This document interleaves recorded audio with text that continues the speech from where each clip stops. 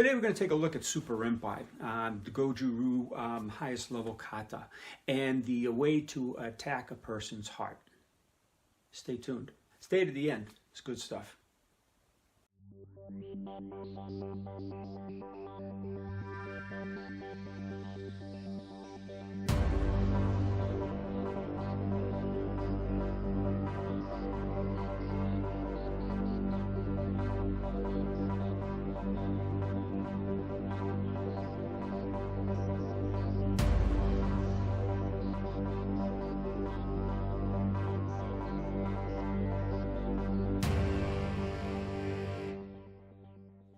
In Goju there's a form called Suparenpi.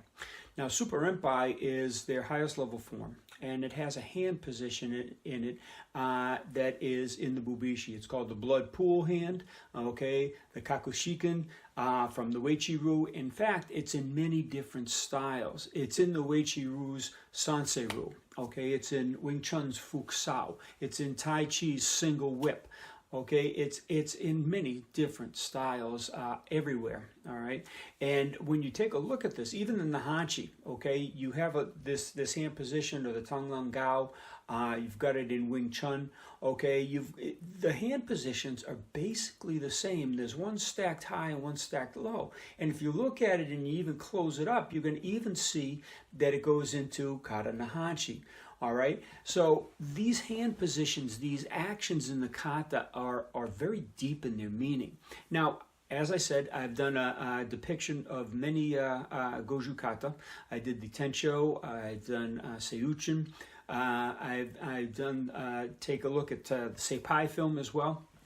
Now, these films are all depicting the ancient hands and the ancient postures of the Goju Ryu, but they go farther back into Shaolin times. And how I say that and why I say that is because these are called the 6G hands of Shaolin. Okay, so they have roots back to Shaolin and the animal styles.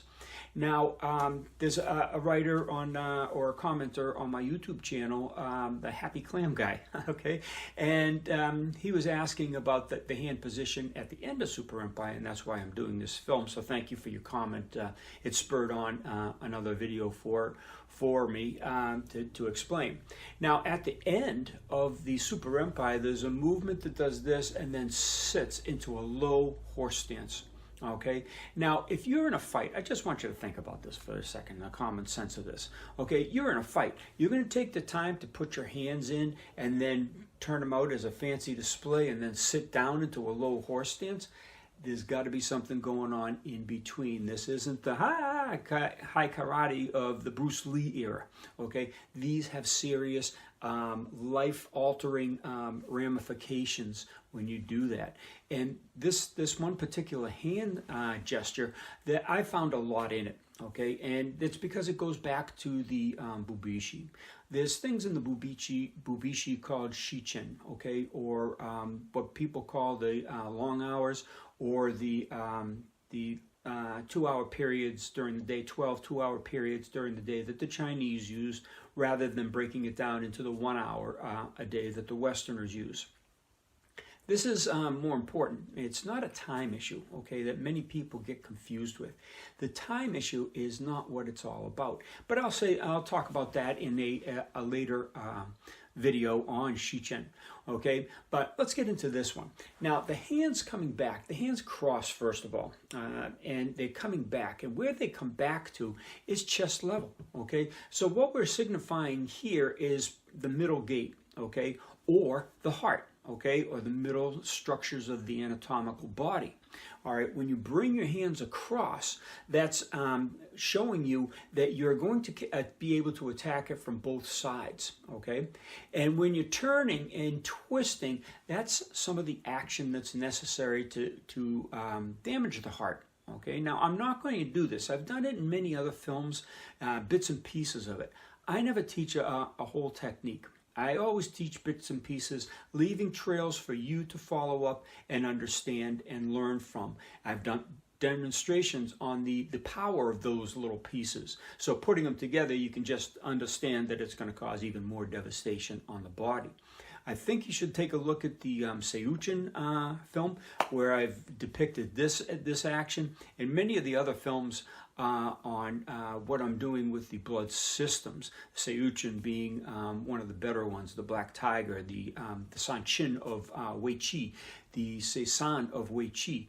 These all have, and the Sensei-Ru, all have devastating effects on the blood systems of the body, be it the vascular tissue or the organs themselves. All right, there's several blood organs, there's, as you know, a lot of vascular tissue in the body. And these are the attacking weapons, the tools, okay, and the targets are depicted in the kata. So you have the tools, the way to use those tools, and the targets are all depicted in the kata. And the reason I play with the Goju and I play with the Wei Qi and the Naihanchi and several other katas is because of the ramifications and the ties back into the Bubishi and the information in there. Okay, and not a cut and dry like grabbing someone's leg and throwing them on the floor, okay, taking a person up and throwing them on the floor. As a matter of fact, I don't know whether this film's coming out before my Seipai, or the Seipai will come out before this Suparenpi film, but you'll understand. So let's get back into this. This is the tearing and the turning and the twisting that's needed to enact these two hands, all right? And they're, again, attacking the heart. How they're doing it, I'm not going to explain it on this video, and most of you are going to probably click off because you wanted to see someone get attacked with this. But again, go back to my older films. You'll see bits and pieces of that attack on the heart. All right, but this action and the sinking, that's Black Tiger, okay? Black Tiger is a yin animal. A tiger grabs and pulls its prey in before it tears it apart, okay? And that pulling in is used with the body constriction, so you have Sanchin that hunkers down, okay? You have the Sensei, not the Sensei-Ru, yeah, the Sensei-Ru that does that as well. When it comes in and comes back out, you have this tiger depiction. The animal pulls the prey in. And because it does that, it's yin. And because it's attacking the blood, it's yin. Because the blood system is going to make you fade and crumple rather than an electrical system of the crane, which makes you expand and open. And that sinking movement is showing you that you're doing this technique using your body weight dropping. Okay, so whatever the hands are doing in that attack, and using those hand positions on the tools that are in this level, okay, you have the upper dermatome, okay, the neck, the carotid artery, and all that's up and through here. You have the lower dermatome, which is where the heart and some of the vascular tissue is located. And when you're doing these two levels with the hands and sinking, that's depicting attacking the both levels at the same time, simultaneously, and twisting and turning and tearing. That's the Black Tiger. That's what's in Suparenpi. That's what's in the Bubishi. To understand this, you're going to have to spend some hours rooting around, digging around. And part of my job is giving you these little insights so you can go back to your kata. And every time you do that, not just thinking of the hand, feeling and the sinking and getting your stance right and everything like that, trying to envision what in your own mind what you could be doing with these two hands, sinking into that that technique with someone in tow, in your hands, and you're attacking the structures up here with that blood pool hand. You're attacking the structure lower with this blood pool hand, and why the hands are positioned that way. It's not to look pretty, folks. Okay, it has a meaning. It goes back into the Bubishi, and it goes back beyond the Bubishi. What they found was really applicable, and what could end the opponent's life so they wouldn't be a constant threat to themselves, their family, their village, whatever the case may be. So there's a little thought on Suparenpi. Again, I don't know whether this was before the Seipai or after the Seipai. But it is definitely after the Seiyuchin. Go check out the Seiyuchin. I'll put the link below how you can access it. And also Tencho and the Goju Kata. Brilliant katas.